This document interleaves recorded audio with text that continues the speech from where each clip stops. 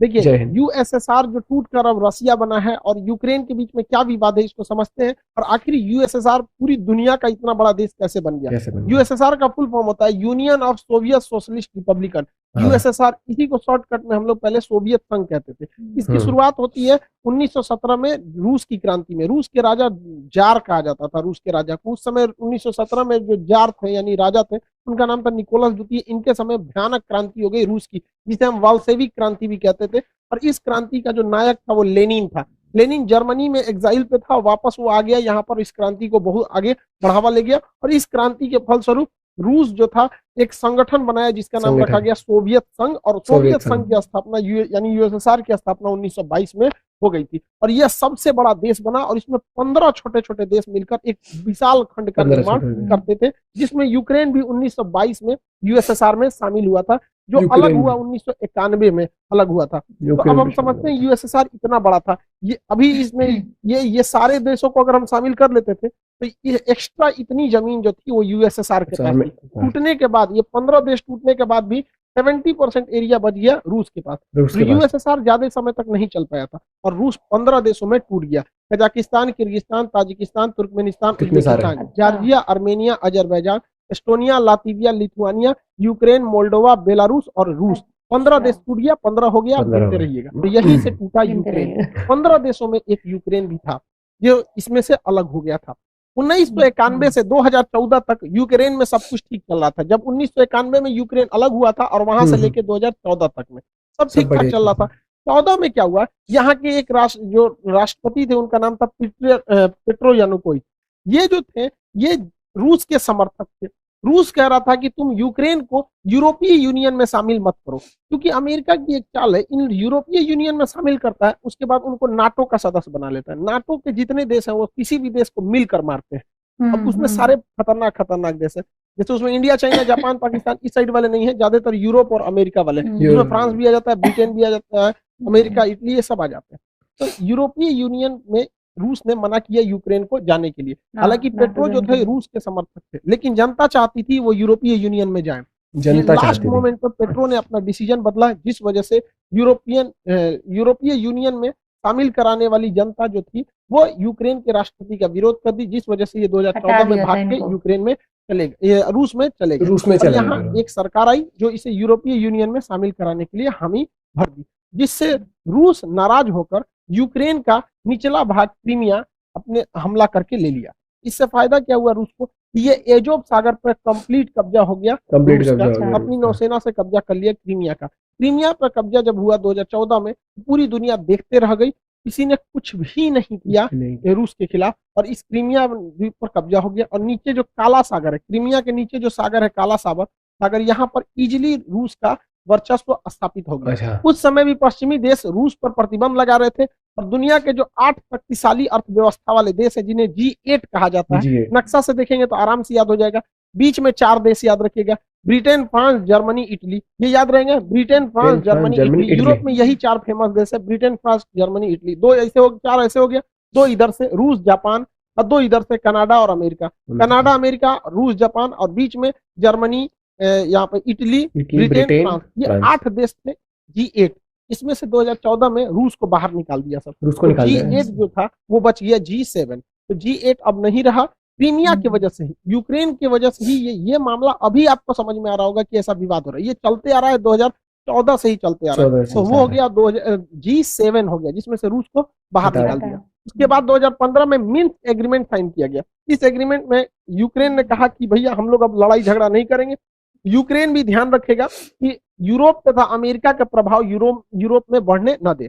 लेकिन तब गड़बड़ कब हो गया, जब यूक्रेन ने 2017 में कहा कि वो नाटो ज्वाइन करना चाहता है। नाटो का फुल फॉर्म होता है नॉर्थ अटलांटिक ट्रीटी ऑर्गेनाइजेशन। इसका स्थापना 1949 में हुआ था। वर्तमान में इसमें 30 देश आ गए हैं, और ये 30 शक्तिशाली, कनाडा है, America, Britain, France, Italy, Germany, ये जितने खतरनाक देश है सब है। और ये मेनली रूस को काउंटर करने के लिए। और इस नाटो का आर्टिकल संख्या 5 कहता है कि नाटो के 30 देश किसी को मारे कोई दिक्कत नहीं है, लेकिन इन 30 में से किसी एक को अगर कोई दूसरा देश मारेगा तो मिलकर मारेंगे। अब बताइए, यूक्रेन अगर नाटो का सदस्य बन जाएगा तो नाटो के नियम के अनुसार जो भी नाटो का सदस्य है वहां किसी भी देश की सेना आपस में वहां जा सकती है। तो यूक्रेन जिस दिन नाटो का सदस्य बनेगा, अमेरिका की सेना यूक्रेन में भी आ सकती है। अब बताइए कोई देश कैसे बर्दाश्त कर सकता है कि उसका पड़ोसी देश जो उसी से टूटा हुआ है और उसके सीधाने ले आके दुश्मन को बैठाए, और एक दूगो ने पूरा ग्रुप दुश्मनों को बैठाए। अब अमेरिका यहाँ आएगा, अमेरिका एक को गोली चलाया और रूस भी चलाएगा, हो गया नाटो के आर्टिकल 5 का उल्लंघन। अब पूरे 300 मिलकर मारेंगे, तो अमेरिका यहाँ आके बैठ जाएगा और कमजोर स्थिति का जो फायदा उठा के उस पर हमला कर देगा और पूरा सेना का जमावड़ा लगा देगा। यही है मेन विवाद का जड़। इसमें यूक्रेन कुछ भी नहीं है, सारा विवाद फैलाया है अमेरिका और नाटो ने। बेचारा भुगत रहा है यूक्रेन को भी समझना चाहिए कि आप तब तक ही पैर फैलाइए जब तक दूसरे को तकलीफ नहीं हो। कोई भी देश अपनी राष्ट्रीय सुरक्षा को ध्यान में रखता है, ये जरूरी है। अब देखिए नाटो में इतने देश हैं, ये जितने रेड कलर के हैं सब नाटो के देश। अब आप ही बताइए, यहाँ पर रूस है, रूस के सिधाने इतने दुश्मन देश है। रूस अगर इनमें से किसी एक को मारेगा ना तो ये सब मिलकर मारेंगे। तो रूस को तो पूरी तरह से बर्बादे करने का प्लान है नाटो वालों का। यूक्रेन को सबक सिखाने के लिए रूस ने क्या किया, एक तो 2014 में क्रीमिया को हड़प लिया। क्रीमिया पे हड़पने के कारण ये एजोव सागर पूरी तरह से रूस के कब्जा में आ गया। इसके बाद यहाँ डोनस तथा लुहांस, ये दो शहरों को, दो जगहों को विद्रोहियों को खड़ा किया और अपने सैनिकों को यहाँ भेज दिया। और वो सैनिक जो थे वो सादी वर्दी में थे और विद्रोह कर दिए और कहें, और रूस ने इसको मान्यता दे दिया कि ये अलग देश है और इन अलग देश है, और यहाँ अपनी पूरी तरह सेना उतार दिया। इसमें पूरी तरह रूस की सेना आ गई। यहाँ रूस बहुत ही सावधानी से चल रहा था। ये ऊपर का देश है बेलारूस, यहाँ रूस अपनी पूरी सेना भरे हुए है ताकि इधर से हमला करना होगा तो कर ही देगा। ये रूस है, इधर से हमला आराम से कर देगा। और यहाँ से तो रूस घुस ही चुका है, क्रीमिया में पहले से कब्जा किया था। ये नौसेना लगा के यहाँ से चल जाएगा, चौतरफा हमला कर देगा यूक्रेन के ऊपर रूस। यूक्रेन को ये समझना चाहिए, आने वाले खतरों को भापना चाहिए। दूसरे के दम पर आप किसी ऐसे अब खतरा नहीं मोल सकते। 2 सेकंड में मना कर ये लोग क्या कर सकते हैं, तो ये अमेरिका तरह की प्रतिबंध लगाएंगे। नाटो का धमकी दे रहा है इसको, भैया नाटो का अगर सदस्य बन जाएगा यूक्रेन तब तो बवाल हो जाएगा वहां पर। यहाँ 2 एरिया जो है उस पर रूस ने स्वतंत्र देश घोषित कर दिया, लुहांस और डोनेस। इसे डोनबास रीजन भी कहा जाता है। अब इस पे इजिली रूस क्या करेगा, यहाँ से हमला कर देगा। अब आप कहेंगे यूएनओ ने क्यों कुछ नहीं किया, तो यूएनओ को अमेरिका ने खुद एक ऐसा कठपुतली बनाया है कि अमेरिका यूएनओ का यूज करके किसी भी देश पर हमला कर सकता है। आज उसी का फायदा रूस उठा लिया। कैसे उठाया समझिए ध्यान से। यूएनओ का एक नियम है, आर्टिकल नंबर 7। आर्टिकल 7 कहता है कि कोई देश किसी दूसरे देश पर हमला नहीं कर सकता है, लेकिन अगर कोई देश से कोई छोटा सा राज्य टूटकर अलग होना चाहता है तो उसे स्वतंत्रता है, और अगर वह देश उस पर अत्याचार कर रहा है तो पड़ोसी उस पर मदद के लिए जा सकता है। नहीं समझे, अब समझिए कैसे होता है। ये रूस ने इन 2 देशों को मान्यता दे दिया कि ये अलग देश है, अलग देश है। और आर्टिकल 7 यूएनओ का कहता है कि किसी भी देश की मदद के लिए दूसरा देश आ सकता है। यहाँ पर स्वतंत्र देश की मान्यता दे दिया, यहाँ किसी को प्रधानमंत्री राष्ट्रपति बैठा दिया और उसने लेटर लिख दिया किसको, रूस के राष्ट्रपति को, कि हमें सैन्य मदद दीजिए। और इसके सैन्य मदद के आधार पर इस पर हमला कर दिया यहाँ पर, और कह रहा है ये स्पेशल मिलिट्री ऑपरेशन है। युद्ध है नहीं, ये स्पेशल मिलिट्री ऑपरेशन। यही तो किए थे अमेरिका ने अफगानिस्तान में, यही तो अमेरिका ने किया था इराक में, यही तो अमेरिका ने माली में किया, यही अमेरिका ने सीरिया में किया, यही अमेरिका ने लीबिया में किया, यही अमेरिका मिस्र में किया था, यही अमेरिका वियतनाम में किया था, यही अमेरिका कोरिया में किया था। तो जब अमेरिका करेगा तो गलत नहीं है, रूस कर दिया तो गलत है। यहाँ पर आर्टिकल 17, यूएनओ में कोई भी चीज बर्बाद, यूएनओ क्या कर पाएगा। एंटोनियो गुटेरेस फिलिस्तीन पिटाता है, क्या कर लेते हैं, कुछ नहीं। कश्मीर का मुद्दा आज तक अटका हुआ है, क्या कर लिया इन लोगों ने। तालिबानी जब अफगानिस्तान में आतंक मचा रहे थे, क्या कर लिया इन लोगों ने। ये कुछ भी नहीं है, यूएनओ मतलब कुछ नहीं, तमाशा है। अमेरिकी खुफिया एजेंसी सीआईए कह रही थी कि 16 फरवरी को सुबह 5 बजे रूस यूक्रेन पर हमला कर देगा। अरे बैल है ये रूस, जब पूरा बता के हमला करेगा, उस दिन हमला करना भी रहता तो नहीं करता, पहले से पता। तो रूस ने क्या किया, उस दिन पीछे हट गया। पीछे भाई समुद्र की लहरें अगर पीछे हटती है तो सुनामी की पहचान होती है। गधों को लगता है कि पीछे जा रहा है वहां पे। देखिए इसमें क्या था कि चीन का रूस से काफी अच्छा संबंध है। रूस चीन के बुलावे पे गया था वहां ओलंपिक के उद्घाटन पे, और जाते ये कह दिया कि ताइवान चीन का भाग है। तो सोच सकते हैं रूस और चाइना में कितना अच्छा संबंध है। रूस से चाइना ने कहा था कि ओलंपिक हो जाने दो, विंटर ओलंपिक। तो बीजिंग विंटर ओलंपिक 20 फरवरी को खत्म हो गया, इस दिन लास्ट हो गया। और 21 फरवरी को व्लादिमीर पुतिन ने यूक्रेन में 2 स्वतंत्र देशों की घोषणा कर दी। अब समझिए ये स्वतंत्र देश की घोषणा क्यों की गई है, ताकि यूएनओ का आर्टिकल 7 का प्रयोग किया जा सके। और 23 तारीख को उन स्वतंत्र देशों ने लेटर लिख दिया पुतिन को कि हमें सेना की मदद किया जाए। और 23 तारीख को पुतिन ने क्या कर दिया, सेना से हमला। ये युद्ध है ही नहीं, स्पेशल मिलिट्री ऑपरेशन है। किसकी वजह से? यूएनओ के आर्टिकल 7 की वजह से। इस हिसाब से हम लोग भी पाकिस्तान में फायदा उठाया ना आर्टिकल का। वहां पर जो बलूचिस्तान है वहां के लोग अगर लिख के दे देते हैं कि हमारी मदद कीजिए, तो हम लोग भी मार सकते हैं। आज यूएनओ क्या कहता है? जिसकी लाठी उसकी भैंस। इसी हिसाब से यूएनओ चल रहा है यहाँ पर। अब इसके बाद हमला यहाँ पर तेज कर दिया गया, रूस ने इसके ऊपर हमला कर दिया यूक्रेन पर। हालांकि जब यूएसएसआर का हिस्सा था तो यूक्रेन का काफी विकास किया था रूस ने। आप देखिए कैसे, ये है आपका यूक्रेन, यूक्रेन का काफी विकास किया था। जितने भी उस समय के जहाज बनते थे MiG-21, आज भी MiG-21 यूक्रेन में ही बनता है।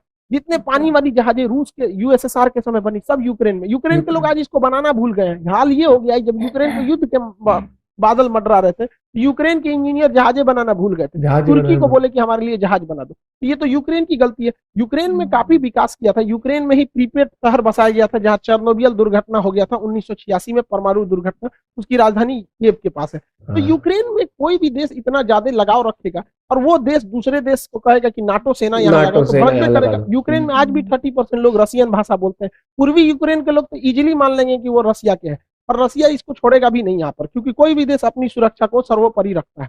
यूक्रेन जो है आज भी जो सेना के हथियार बनते थे, टैंक वगैरह, वो रूस यूक्रेन में बनाता था, क्योंकि वो चाहता था कि 15 देश खुल के रखे। आज भी पाकिस्तान के टैंक जो है वो यूक्रेन के ही बने हुए हैं।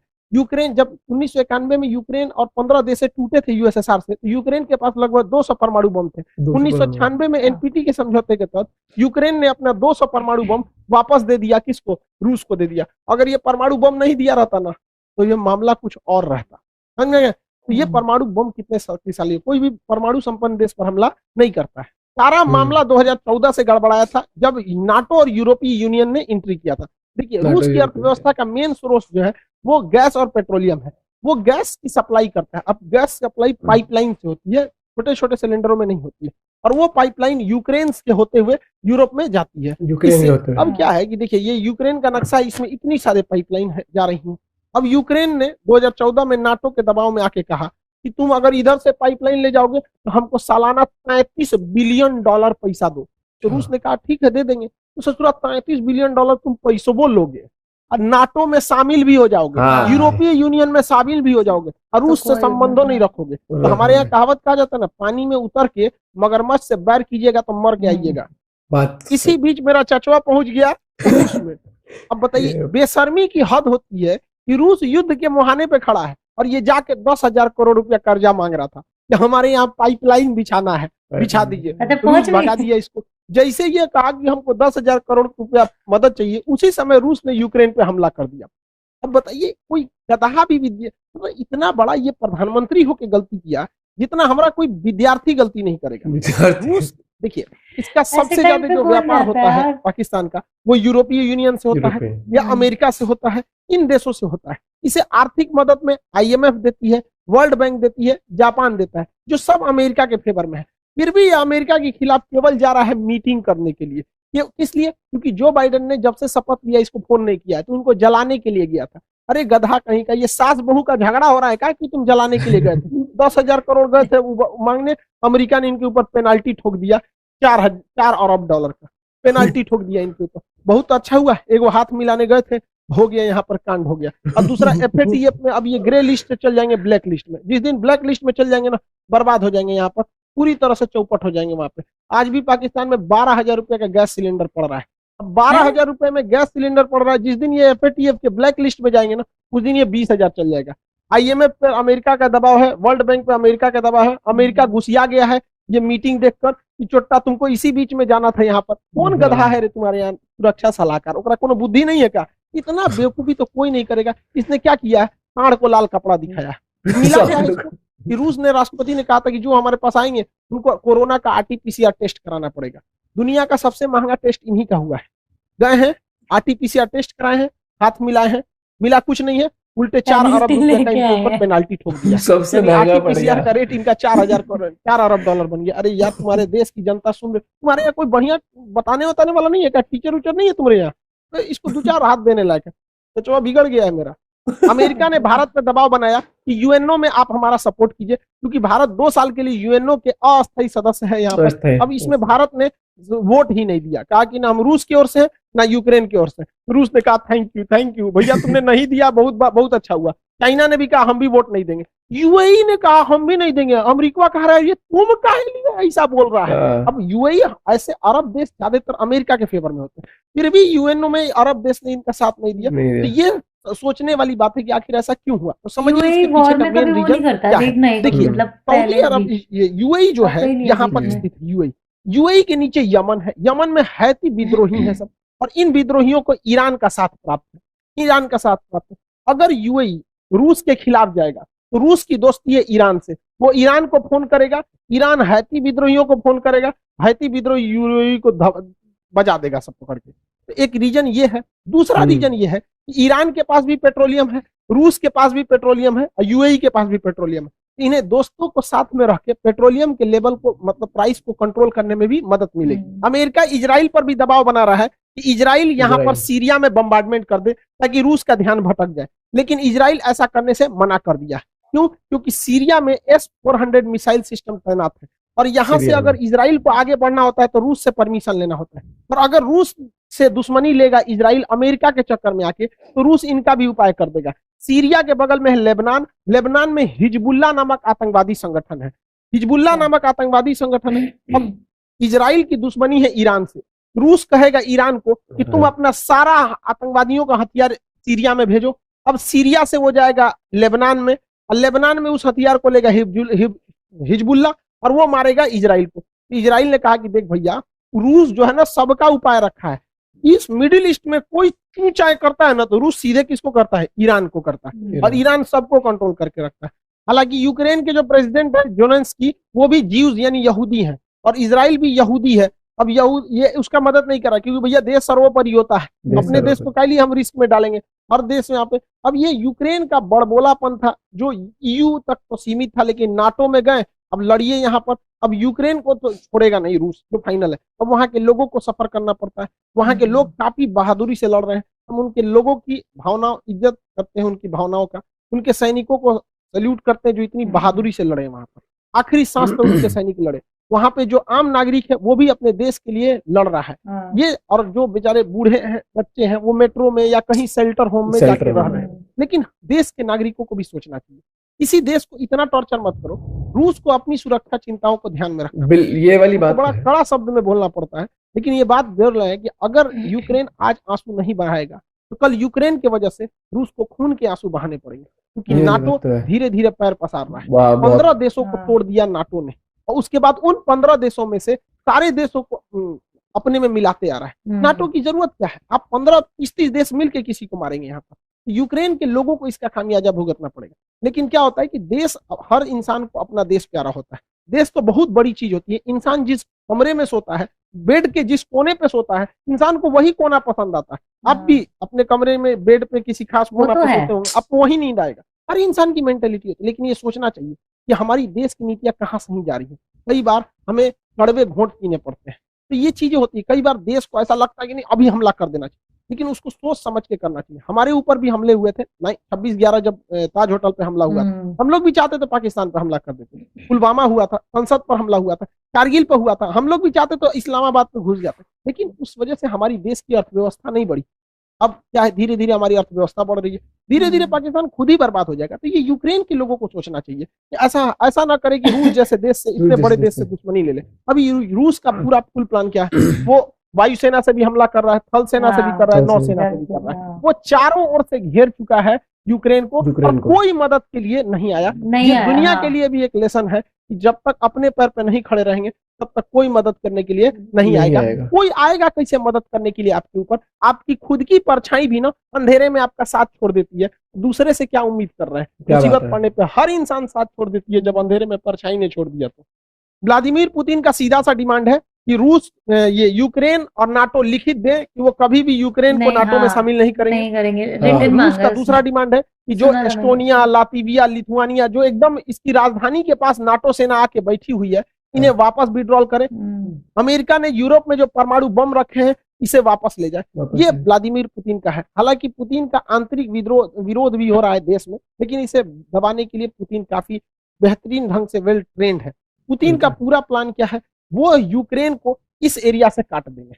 इस एरिया से काट दिए वो, ऑलरेडी काट चुके हैं, इसमें तो कुछ सोचना ही नहीं। क्रीमिया में वही काट चुके हैं। अब ये है एक देश है जिसका नाम है मोल्डोवा। व्लादिमीर पुतिन क्या किए, बहुत पहले से प्लानिंग के तहत मोल्डोवा के इस क्षेत्र को विद्रोहियों द्वारा आजाद करा दिए हैं। इधर विद्रोही क्षेत्र है, ट्रांसनिस्ट्रिया नामक इस देश को बना दिए हैं यहाँ पर। अब उनका फुल प्लान है यहाँ से यहाँ ये एरिया को काट देंगे यूक्रेन का, जिससे यूक्रेन धीरे धीरे एक लैंड लॉक कंट्री हो जाएगा और ये पूरी तरह से लैंड लॉक हो जाएगा, नीचे से कोई मतलब ही नहीं बनेगा। सी वाला कुछ बचा ही नहीं। नौसेना इधर अक्सर नाटो की नौसेना इधर आ जाती थी, अब इनको खामियाजा भुगतना पड़ेगा। कीव में उसकी सेना घुस चुकी है, रूस की सेना चारों ओर से घुस चुकी है। अब ये वेट एंड वॉच करेंगे लोग, जल्दी से जल्दी जो है वहां पे वो सरेंडर कर दी। और रूस की सेना बहुत शक्तिशाली है, कई देश मदद के लिए आए हैं, लेकिन इससे बहुत कुछ नहीं हो पाएगा। लेकिन रूस के लिए भी है, जितनी देर होगा युद्ध में उतने रूस के लिए समस्याएं बढ़ेंगी, उसके ऊपर सैंक्शन जो है वो और ज्यादा लगते जाएंगे।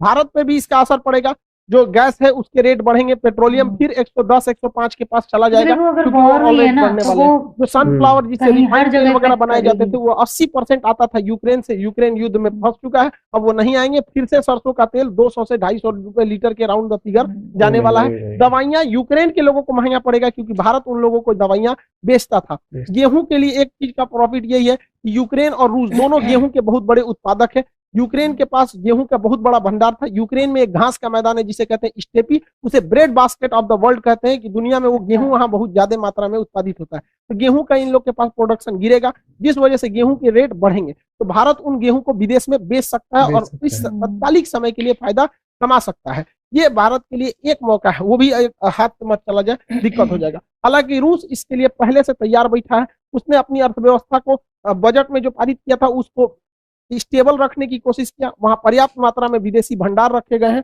वो सोने का प्रचुर भंडार रख चुका है।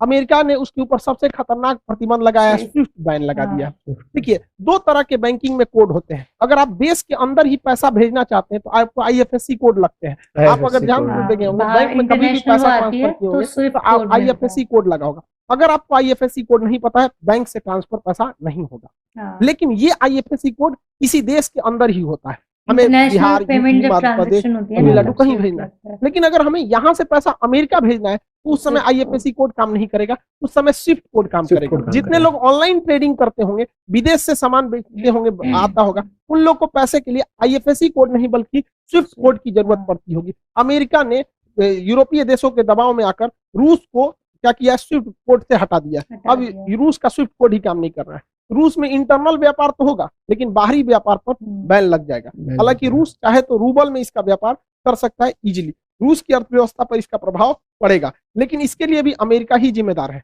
उसने रूस को इतना ना प्रतिबंधों से झोंक दिया था, इतना झोंक दिया था कि रूस अब एकदम उब गया था। कहा जाता है किसी को इतना न डराओ कि उसके दिल से डर खत्म। भारत के लिए समस्या है कि हमें बैलेंस लेके चलना है, ना हमें अमेरिका की ओर झुकना है, ना हमें रूस की ओर झुकना है। हमें दोनों से जरूरत है और दोनों से सावधान रहने की जरूरत है। हालांकि क्वाड ग्रुप में भारत ने अमेरिका का साथ नहीं दिया, एक न्यूट्रल स्टैंड को अपनाया है।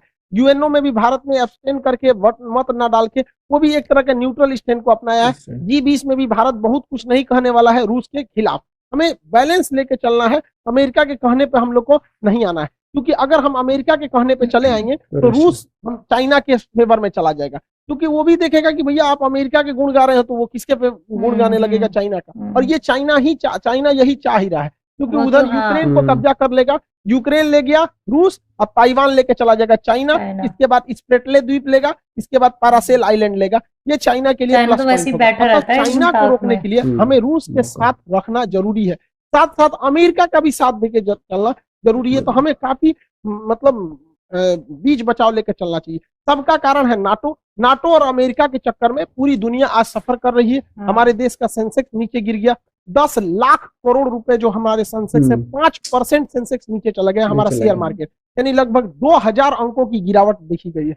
इसे वैल्यू में कहेंगे तो 10 लाख करोड़ का। ये नाटो इन लोग के चक्कर में, ये आपस में, जब तक दुनिया में ये दोनों देश हैं अमेरिका और रूस, हमेशा गोलियां चलती रहेंगी। अरे वही छोटका है दूसरा चाइना, ये पूरी दुनिया में गोलियां चलवाते रहेंगे। हम लोग को न्यूट्रल बैलेंस लेके चलना है, लेकिन हमें ये नहीं भूलना चाहिए कि अमेरिका के दुश्मनी तो खतरनाक होती है, दोस्ती और खतरनाक होती है। ये किसी के नहीं होते हैं सर। और अमेरिका के पिछले कर्मों को हमें नहीं भूलना चाहिए। याद कीजिए 1971 में जब जंग चल रही थी तो रूस हमें बचाने आया था, 40वां बेड़ा भेजा था, और यही अमेरिका है जो परमाणु बम से मारने की धमकी दिया था, अपना 7वां बेड़ा भेजा था। 1965 में जब हमारे यहाँ अकाल पड़ा था तो अमेरिका हमें सुअरों को खाने वाला गेहूं दिया था। किस मुंह से अमेरिका आज हमसे मदद मांग रहे हैं यहाँ पे भैया?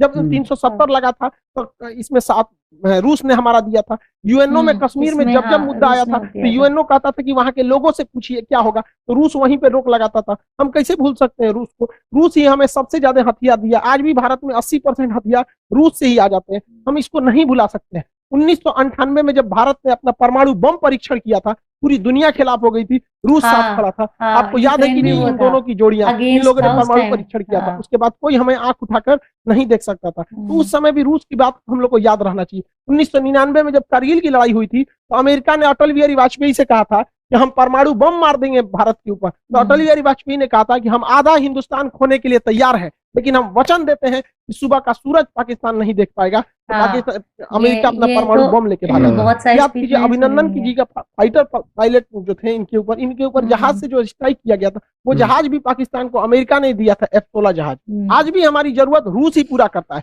S-400 के दम पर आप लोग चाइना को चैलेंज करते हैं, किसने दिया? रूस ने दिया। विक्रमादित्य किसने दिया? रूस ने दिया। 1991 में हम लोग जब अंतरिक्ष में क्रायोनिक इंजन की जरूरत थी, रूस अपने 8 क्रायोनिक इंजन दे रहा था, अमेरिका ने उस पर प्रतिबंध लगा दिया, जिस वजह से हमारा परमाणु कार्यक्रम, अंतरिक्ष कार्यक्रम लगभग 20 साल पीछे चला गया यहाँ पर। आज भी चंद्रयान में अमेरिका के जगह पे रूस हमारी मदद कर रहा है। तो रूस हमेशा से हम लोग के साथ रहा है। आज देखिए परमाणु पनडुब्बी, चाहे चक्र हो, नेपरा हो, अरिहंत हो, इसमें रूस हमारी मदद कर रहा है। AK-203 राइफल की फैक्ट्री हो, रूस मदद कर रहा है। चाहे सुखोई जहाज जो हमारी वायुसेना का रीढ़ है, रूस ने हमें दिया है। ब्रह्मोस जहाज दुनिया का सबसे खतरनाक सुपरसोनिक क्रूज जहाज मिसाइल है जिससे चाइना डरता है, किसने दिया है? रूस ने दिया है। तो हमें बैलेंस लेके चलना है। कहीं ना कहीं सेना में रूस मदद करेगा, लेकिन अमेरिका से हम लोग को भी संबंध बना के रखना है। चाइना को जब कंट्रोल करने की बारी आएगी तो रूस नहीं सुनेगा, तब हमें अमेरिका को लाना पड़ेगा। इस दुविधा में हम लोग हैं कि अमेरिका का साथ दें कि रूस का साथ दें। इसके लिए सबसे अच्छा रास्ता क्या होता है समझिए। मान के चलिए हमारे 2 बहुत करीबी आदमी हैं,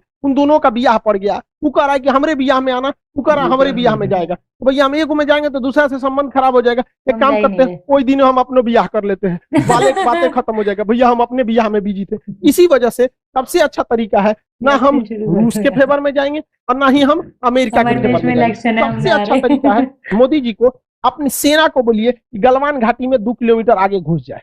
गलवान घाटी में जैसे 2 किलोमीटर आगे घुसेगी, लड़ाई तो करना नहीं है, उलझा के रखना है। 2 किलोमीटर जहां आगे घुसेगी उधर से चाइना वाले घुस जाएंगे, फिर वैसे ही स्टैंड ऑफ हो जाएगा। 2-3 महीना चलेगा, अमेरिका कहेगा ए बोलना रे रूस को, हम कुछ करे, हम तो खुदे लड़ रहे हैं चाइना से यहाँ पे, तो हमला दोनों शांत रहेगा। और इससे एक और फायदा होगा, चाइना इधर उलझा रहेगा तो ताइवान पे हमला नहीं करेगा, नहीं तो इससे यही भी बहाने निपटा देगा ताइवान को। आपको क्या लगता है, भारत को इधर उलझा देना चाहिए कि नहीं? वरना आप मना करेंगे तो कोई ना कोई देश इस तरह से आपको कहेगा कि भैया हमारा साथ दो। उससे अच्छा हम खुद उलझे हुए हैं, बातें खत्म। रूस की जगह पे कोई भी देश रहता तो अपनी सिक्योरिटी को लेकर चिंतित होता ही। आप खुद सोचिए, अमेरिका यहाँ पे है, क्या मैक्सिको देश में अगर रूस अपनी सेना लगाएगा तो क्या अमेरिका चुप रहेगा? नहीं चुप रहेगा ना। कोई भी देश देखेगा कि आप यहाँ सेना लगा क्यों रहे। तो आप ही बताइए, अमेरिका अपनी नाटो सेना अगर यूक्रेन में लाएगा तो रूस के बॉर्डर से सटा देगा, तो रूस कैसे चुप रह सकता है? अपने देश पर बीतता है तो सबको खराब लगता है। आप ही बताइए, भारत है यहाँ पे, भारत के नीचे यहाँ श्रीलंका है, अगर पाकिस्तान अपनी फौज श्रीलंका में लगा देगा और श्रीलंका उसको परमिशन देगा तो भारत धोएगा कि नहीं धोएगा उसको? हम लोग को कैसे खराब लगता है? जैसे चाइना अपना स्ट्रिंग ऑफ पल्स लाता है यहाँ पे। तो हर देश को अपना सुरक्षा चिंता को ध्यान में रखना पड़ता है। और इसमें सिंपल सा बात है, यूक्रेन को कोई उससे उसका देश नहीं मांग रहा है। रूस का केवल यही करना है कि यूक्रेन डिसाइड एक लिखित दे दे कि वो कभी भी नाटो सेना में शामिल नहीं होगा। यूक्रेन को यह सोचना चाहिए कि नाटो में शामिल होने से अमेरिका को फायदा है, वो दुश्मनी निकालेगा रूस से। क्या जाता है यहाँ पे, पूरा देश बच जाता, उसके लोग मरने से बच जाते, क्या काम आया नाटो? तो यहाँ यूक्रेन को सोचना चाहिए कि बहुत ज्यादा जिद पालने से कोई खास फायदा नहीं होता है। और हमेशा एक चीज याद रखना चाहिए, यूक्रेन हो, हम हो या आप हो, हम अपना पड़ोसी नहीं बदल सकते, दोस्त बदल सकते हैं। इसलिए दोस्त से संबंध बने बिगड़े, लेकिन पड़ोसियों से हमेशा संबंध अच्छा रखना चाहिए, क्योंकि हमेशा काम पड़ोसी आते हैं। यूक्रेन का पड़ोसी रूस है और ये ना अमेरिका दोस्त है। तो हमेशा एक चीज को ध्यान रखना चाहिए, किला सुरक्षित करने के लिए पड़ोसी का सुरक्षित होना जरूरी है। यूक्रेन को हठधर्मिता छोड़नी चाहिए। आप यूरोपीय यूनियन में शामिल हो जाए, नाटो जैसे सैन्य संगठन में नहीं शामिल होना चाहिए। क्या ये फिनलैंड बेवकूफ था, स्वीडन बेवकूफ है जो इन लोगों ने नाटो की सदस्यता नहीं लिया? यूक्रेन, रूस ने धमकी दिया फिनलैंड ले लेगा तो तोड़ देंगे, क्या कर लेंगे?